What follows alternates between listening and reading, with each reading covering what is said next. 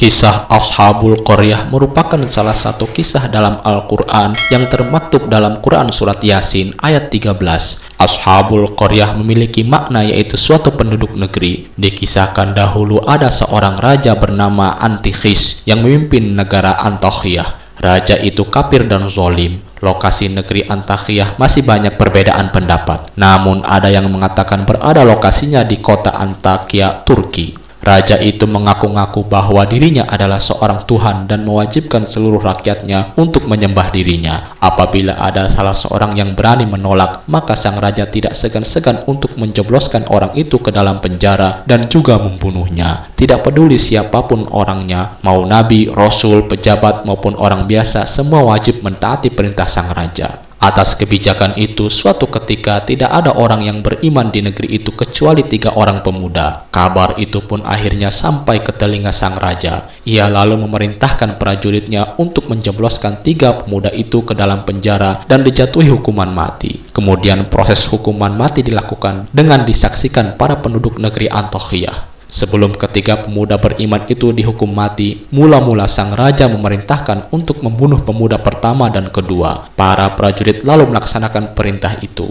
Kedua pemuda itu lalu dibunuh hingga meninggal dunia. Namun ketika tiba giliran pemuda ketiga hendak dibunuh, pria itu akhirnya berhasil melepaskan ikatannya dan kabur melalui kerumunan orang-orang yang tengah berdesak-desakan. Allah Subhanahu wa Ta'ala lalu menyelamatkan pria itu dari kematian. Pria itu akhirnya berhasil keluar dari kerumunan orang dan selanjutnya pergi menjauh dari istana. Nama pria itu masih banyak perbedaan pendapat. Namun ada yang mengatakan bahwa namanya adalah Salom. Ia adalah seorang laki-laki soleh yang senantiasa menyembah kepada Allah Subhanahu wa Ta'ala bersama kedua kawannya yang telah dibunuh oleh sang raja. Salom dikenal bekerja sebagai tukang kayu saat waktu siang dan senantiasa berzikir dan beribadah kepada Allah di waktu malam. Penduduk Antakhyah mengenal Salom sebagai orang dermawan dan suka memberi makan untuk orang-orang fakir miskin. Namun naas, ketika Raja Antakhis mengetahui kalau Salom beriman kepada Allah, ia lalu berusaha menjarakan dan membunuhnya. Setelah Salom berhasil meloloskan diri dari maut, ia lalu mendatangi saudaranya yang bernama Miltas untuk meminta bantuan dan perlindungan. Saudaranya itu juga orang beriman, hanya saja ia selalu menyembunyikan keimanannya. Salom lalu meminta seekor kuda kepada Miltas untuk digunakan kabur menyelamatkan diri. Miltas lalu bersedia membantu Salom. Kemudian Salom pergi keluar dari negeri Antakhyah untuk menghindari pengejaran pasukan kerajaan. Pasukan kerajaan terus mencari tempat persembunyian Salom. Mereka bahkan sempat menggeledah rumah Miltas, namun tidak menemukan Salom sama sekali. Sudah kemana-mana para pasukan kerajaan mencari target, namun tetap sama saja tak menemukan Salom. Sang raja sangat murka karenanya. Kenapa bisa seorang tawanan bisa kabur dan lolos? Padahal pasukan keamanan sudah sangat ketat terjaga dan beroperasi. Itulah salah satu pertolongan Allah Subhanahu wa Ta'ala kepada orang-orang yang beriman. Salom menjalani hari-hari dengan penuh kelaparan dan kehausan. Ia pergi memacu kudanya ke tempat persembunyiannya untuk menghindari kejaran para pasukan kerajaan. Hingga di suatu tempat, ia menemukan sebuah gua kecil dan masuk ke dalamnya. Di sana ia beristirahat dan tak terasa terlelap tidur. Suatu saat Salom terbangun akibat ada suara gaduh. Ia tak tahu suara apa itu, entah suara pasukan kerajaan yang tengah berpatroli atau entah suara lain. Dalam gua terdapat juga 3 orang pria yang tengah duduk bernama Sodik, Soduk, dan Sam'an. Mereka terlihat tengah membicarakan tentang diri mereka atas pengangkatan sebagai seorang Rasulullah. Ternyata Allah Subhanahu wa Ta'ala telah mengutus Sodik dan Soduk sebagai seorang Rasul untuk negeri Antakhyah. Kedua Rasul itu lalu berbincang untuk menyusun program dakwah seperti mengajak penduduk untuk menyembah Allah Subhanahu wa Ta'ala, mengajak mengerjakan sholat, bersedekah kepada fakir miskin, dan lain sebagainya. Sam'an berkata, itu memang tugas penting, tapi sulit karena pemerintah Antakhyah itu seorang zalim dan semaunya sendiri. Rakyatnya juga sudah dibutakan setan dari kebenaran. Setelah itu, tiba-tiba Salom muncul dan berkata, tidak saudaraku, mereka semua itu kafir. Sodik berkata, siapa kau? Apa yang telah membawamu datang ke sini? Salom menjawab, baik, jangan marah wahai Nabiullah. Aku adalah seorang mukmin dari negeri Antakhyah. Aku kabur dari kekejaman dan kezaliman penguasa hingga membuatku lapar, haus dan sakit. Tapi aku bersaksi bahwa tiada Tuhan yang hak kecuali Allah. Kedua nabi itu lalu mengusap kepala Salom. Akhirnya seluruh keluhan Salom hilang dan sembuh. Kedua nabi itu memiliki mukjizat bisa menyembuhkan orang sakit tanpa menggunakan obat. Semua atas seizin Allah Subhanahu wa Ta'ala. Mereka berdua lalu berdakwah di negeri Antiokhia sembari menjadi tabib atau dokter.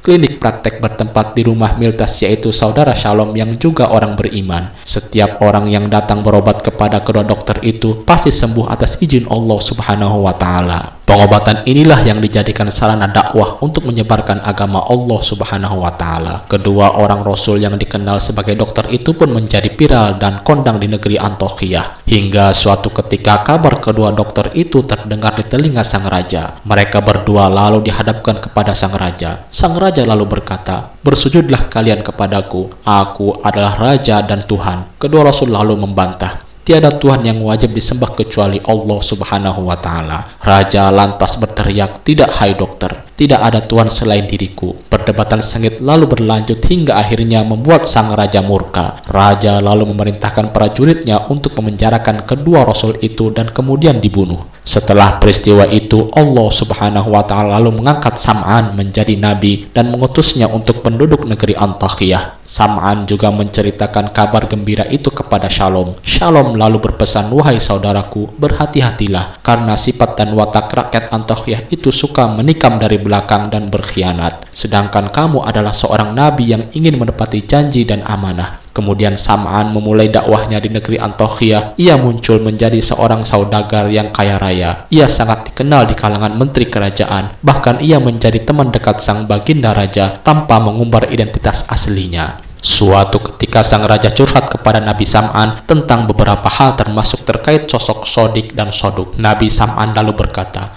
"Baginda, kenapa tidak engkau hadirkan saja mereka berdua untuk kita ejek-ejek?" Atas masukan itu, sang raja lalu menghadirkan Nabi Sodik dan Soduk. Nabi Sam'an lalu mengatur siasat untuk menjebak sang raja. Beliau berkata kepada sang raja, "Baginda, biarkan aku mengejek-ngejek mereka. Kita hadirkan orang sakit, lalu kita suruh mereka berdua untuk menyembuhkannya. Mereka pasti tak bisa menyembuhkannya. Lalu engkaulah yang mampu menyembuhkannya dengan kekuatanmu." Raja lalu menyetujuinya tanpa menyadari kalau sedang terperangkap kata.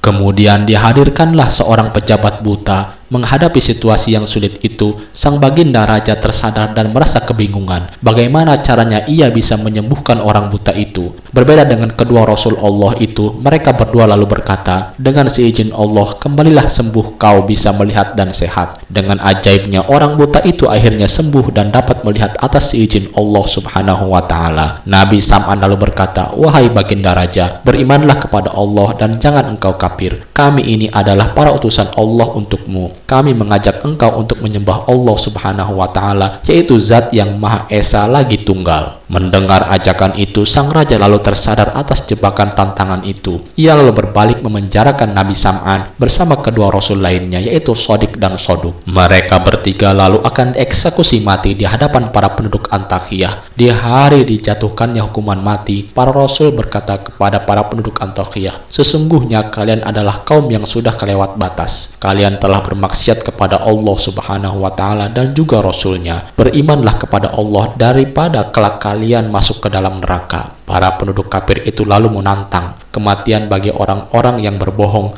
Para Rasul itu lalu dilempari batu-batu oleh orang-orang kafir itu. Itulah watak buruk rakyat Antiokhia yang kafir. Meskipun sudah diberi tanda-tanda akan kekuasaan Allah, masih saja mereka membangkang.